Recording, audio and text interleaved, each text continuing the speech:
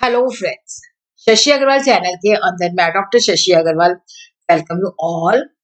आज हम लोग करने वाले हैं कंपनी लॉ की रिवीजन। तो कंपनी लॉ की रिवीजन के अंदर जो इम्पोर्टेंट क्वेश्चन प्रीवियस ईयर के पेपर में आ चुके हैं, तो प्रीवियस ईयर के पेपर में ये क्वेश्चन था कि every share holder is a member of a company, कि हर एक शेयर होल्डर जो है कंपनी का मेंबर है, but every member is not necessary कि वो शेयर होल्डर हो।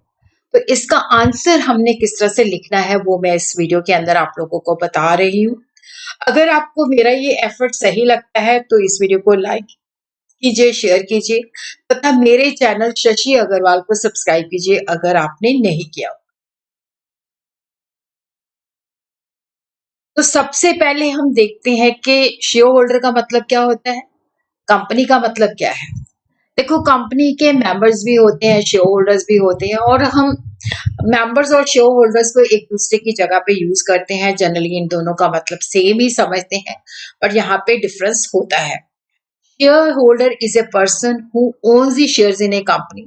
शेयर होल्डर वो पर्सन होता है जिसने कंपनी के शेयर परचेज किए हैं, और मेंबर वो पर्सन होता है जिसका नाम जो है रजिस्टर ऑफ मेंबर के अंदर एंटर्ड होता है। Members refer to a person whose name appear on the register of member। तो जिसका नाम रजिस्टर ऑफ मेंबर के अंदर एंटर है वो मेंबर होता है।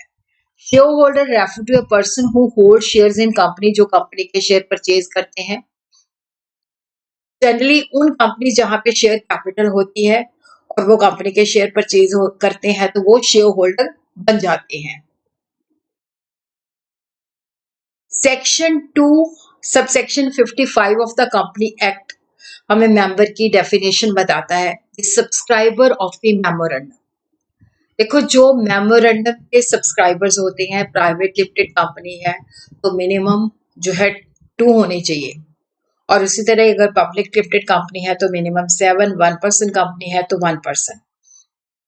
ये जो सब्सक्राइबर होते हैं मेमोरेंडम के, जब कंपनी रजिस्टर हो जाती है तो वो कंपनी के रजिस्टर में रजिस्टर हो जाते हैं as a member. Every other person who agrees in writing to become a member of a company, हर व्यक्ति जिसने रिटर्न के अंदर ये एग्रीमेंट किया है कि वो कंपनी का मेंबर बनेगा और उसका नाम जो है रजिस्टर ऑफ मेंबर के अंदर जो है एंटर हो चुका है, तो उसको हम कहते हैं कि वो कंपनी का मेंबर है। Every person holding share of the company, और जिसका नाम जो है बेनिफिशियल ऑनर, अगर डीमैट के अंदर हमने शेयर खरीदे हुए हैं और डिपॉजिट के रिकॉर्ड में हम बेनिफिशियल ऑनर के नाम से रजिस्टर हैं तो भी वो मेंबर कहलाता है। तो यहाँ पे हम देखते हैं कि जो मेंबर है must have the legal capacity. The person should be capable of entering into contract, must have legal capacity of entering into an agreement in accordance with the provision of the company act. वही व्यक्ति जो है company का member बन सकता है। तो every share holder is a member. तो यहाँ पे हम देखते हैं कि इसका मतलब क्या है। मेंबर्स एंड शेयर होल्डर जो है इंटरचेंजेबली यूज किए जाते हैं। शेयर होल्डर उन कंपनीज में यूज किया जाता है जहां पे शेयर कैपिटल होती है। तो डेफिनेटली अगर हम उस कंपनी जहां पे शेयर कैपिटल है वहां पे मेंबर बनना चाहते हैं तो first we have to be share holder, उस कंपनी के शेयर परचेज करने पड़ेंगे। ए होल्डर ऑफ शेयर तभी मेंबर बनता है जब उसका नाम रजिस्टर ऑफ मेंबर के अंदर एंटर होता है। If a person buys 100 shares of a company और कंपनी उसका नाम जो है रजिस्टर में रिकॉर्ड कर लेती है तो वो मेंबर भी हो जाता है, बट अगर उसका नाम वहां पे रिकॉर्ड नहीं होता तो वो शेयर होल्डर होता है। मेंबर जो होती, every member is not necessarily a share holder. हर एक मेंबर जो है जरूरी नहीं है कि वो शेयर होल्डर हो, but the term member is wider in scope. तो ये सब तरह की कंपनीज जिनमें शेयर कैपिटल है, जिनमें शेयर कैपिटल नहीं है, वहां पे यूज होती है। मेंबर के अंदर शेयर होल्डर भी इंक्लूडेड होता है। शेयर होल्डर मेंबर होता है बट मेंबर जो है शेयर होल्डर नहीं हो सकता। A person may become a member of the company without holding any share. एक व्यक्ति मेंबर बन सकता है लेकिन उसके पास कंपनी के कोई शेयर नहीं है। जैसे कि company limited by guarantee but without share capital. In such companies members के पास शेयर नहीं होते। They only agree to contribute a fixed amount in case of winding up. जब कंपनी वाइंड अप होती है तो वहां पे वो फिक्स्ड अमाउंट जो है कंट्रीब्यूट करेंगे, तो वो मेंबर्स होते हैं बट शेयर होल्डर नहीं होते। उसी तरह जो subscriber to memorandum of association होते हैं, जो जब वो मेमोरेंडम को साइन करते हैं तो वो उसके जब कंपनी रजिस्टर हो जाती है तो वो इमीडिएटली मेंबर बन जाते हैं, इवन उनको अभी शेयर अलॉट भी नहीं हुए होते।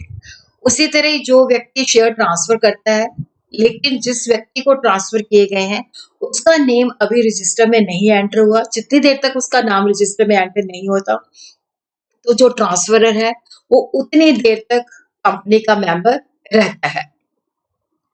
Death or insolvency of shareholder.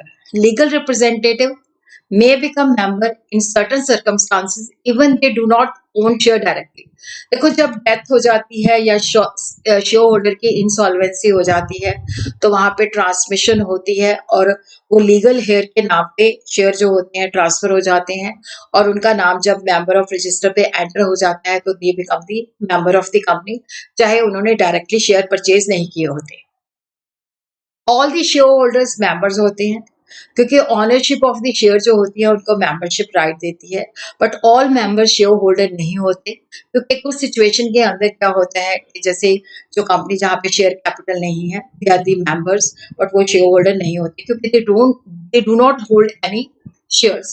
Now we will understand what is the difference between share holder and a member. Share holder वो व्यक्ति है जिसने कंपनी के अंदर शेयर खरीदे हैं, मेंबर वो व्यक्ति है जिसका नाम जो है रजिस्टर ऑफ मेंबर के अंदर एंटर किया हुआ है। तो ये स्टेटस हम किस तरह से ऑब्टेन करते हैं? देखो शेयर होल्डर जो है जब वो कंपनी के शेयर एक्वायर करता है तो अलॉटमेंट या ट्रांसफर से वो शेयर होल्डर बन जाता है। मेंबर तभी बनता है जब कंपनी के रजिस्टर में उसका ऑफिशियली नेम रिकॉर्ड हो जाता है।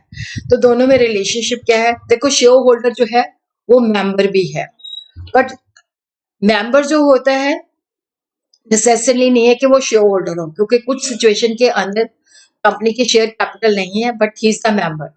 ट्रांसफर ऑफ शेयर के अंदर buyer becomes a share holder जब शेयर परचेज किए जाते हैं, क्योंकि उसके नाम पे शेयर ट्रांसफर हो जाते हैं तो ही becomes the share holder. But member वो तभी बनता है जब उसका नाम जो होता है वहां पे रजिस्टर हो जाता है। Legal heir may be entitle to share in देखो जब किसी की डेथ या इंसॉल्वेंसी होती है तो लीगल हेयर जो होता है उनके पास राइट्स होते हैं कि वो शेयर को प्राप्त कर सकते हैं। मेंबर वो तभी बनते हैं जब उनका नाम रजिस्टर ऑफ मेंबर्स के अंदर एंटर हो जाता है। Company limited by guarantee which is not having share capital, तो वहां पे शेयर होल्डर नहीं होते, मेंबर होते हैं। तो उसी तरह जब हम कंपनी के शेयर होल्डर बनते हैं तो हमें डिविडेंड का राइट, कैपिटल गेन का राइट होता है। बट जब हम एज ए मेंबर होते हैं तो हमारे पास वोटिंग राइट्स होते हैं, हम मीटिंग्स को अटेंड कर सकते हैं। उसी तरह ही जो शेयर वारंट है वो शेयर होल्डर, जिसके पास शेयर वारंट है वो शेयर होल्डर होता है, वो मेंबर नहीं होता। तो बेसिकली हमने यहीं तक लिखना है, लेकिन उसके अंदर मैंने कुछ ऐड कर दिया। कई बार क्वेश्चन में आ भी जाता है कि who can become the member. देखो जो इंडिविजुअल है, बॉडी कॉर्पोरेट है, वो कंपनी की मेंबर हो सकती है। Any person who is competent to enter into contract may become a member. Minor जो है वो मेंबर नहीं हो सकता क्योंकि माइनर के साथ जो हम कॉन्ट्रैक्ट करते हैं वो एब्सोल्युटली वॉइड होता है from the very beginning. Neither a minor nor his legal guardian can be made responsible for the payment of calls. जो फुली पेड अप शेयर है तो वहां पे माइनर का नेम जो है रजिस्टर ऑफ मेंबर के अंदर ड्यू टू ट्रांसमिशन के लीगल हेयर के रूप में उसको ट्रांसफर हुए हैं और वो फुली पेड अप शेयर है तो वो रजिस्टर हो सकता है। उसी तरह उसका नाम जो है नॉमिनी के रूप में भी हो सकता है, लेकिन वहां पे नेम ऑफ द गार्डियन जो है स्पेसिफाई करना पड़ेगा। कंपनी जो है यहाँ पे लीगल पर्सन है, अगर मेमोरेंडम और आर्टिकल ऑफ एसोसिएशन द्वारा ऑथराइज है तो it can become member. Subsidiary जो है वो अपनी होल्डिंग कंपनी की मेंबर नहीं हो सकती। अगर कोई भी इस तरह की अलॉटमेंट या ट्रांसफर होती है तो डेट इज ए वॉइड। और ये प्रोविजन वहां पे एप्लीकेबल नहीं है जहां पे सब्सिडरी जो है that is the legal representative of a deceased member of the holding company या ट्रस्टी, और होल्डिंग कंपनी जो है उस ट्रस्ट के अंदर बेनिफिशियली इंटरेस्टेड नहीं है। उसी तरह जो पार्टनरशिप फर्म है that is not a person in the I of law, तो वो भी मेंबर नहीं हो सकती। बट एक फर्म जो है अपने पार्टनर के नाम पे शेयर खरीद सकती है as a joint share holder, तो they will be held jointly and severally. तो वो जो है पार्टनरशिप फर्म जो है नॉन प्रॉफिट मेकिंग कंपनी की मेंबर हो सकती है। उसी तरह फॉरेनर जो है फैमा एक्ट और फॉरेन डायरेक्ट इन्वेस्टमेंट की रेगुलेशन के तहत जो है अगर मतलब परमिटेड है तो वो बन सकते हैं। उसी तरह अगर बेनामी नाम से कोई शेयर परचेज करता है तो उसका नाम रजिस्टर हो जाता है, तो he is a liable as a member, but उसने बेनामी किया है तो उसको पनिशमेंट भी हो सकती है। इंसॉल्वेंट भी है, cannot become a member, but अगर कोई मेंबर इंसॉल्वेंट हो जाता है तो जब तक उसका नाम रजिस्टर के अंदर है तब तक वो मेंबर रहता है। Limited liability partnership can become the member of the company अगर उसके मेमोरेंडम और आर्टिकल ऑफ एसोसिएशन परमिट करते हैं। और उसी तरह एलएलपी जो है ओपीसी की मेंबर नहीं हो सकती, क्योंकि ओपीसी के अंदर 1% कंपनी के अंदर नेचुरल पर्सन ही मेंबर बन सकता है। हिंदू अनडिवाइडेड फैमिली के अंदर जो है इंडिविजुअल पर्सन, क्योंकि ये एक लीगल पर्सन नहीं है, तो यहाँ पे नेम ऑफ कर्ता के नाम पे रजिस्टर होते हैं। और उसी तरह स्टेट गवर्नमेंट सेंट्रल और state government can become a share holder of a company through the president of India और एक गवर्नर ऑफ स्टेट, तो वो किसी को भी नॉमिनेट कर सकते हैं कि जो मीटिंग के अंदर प्रेजेंट हो।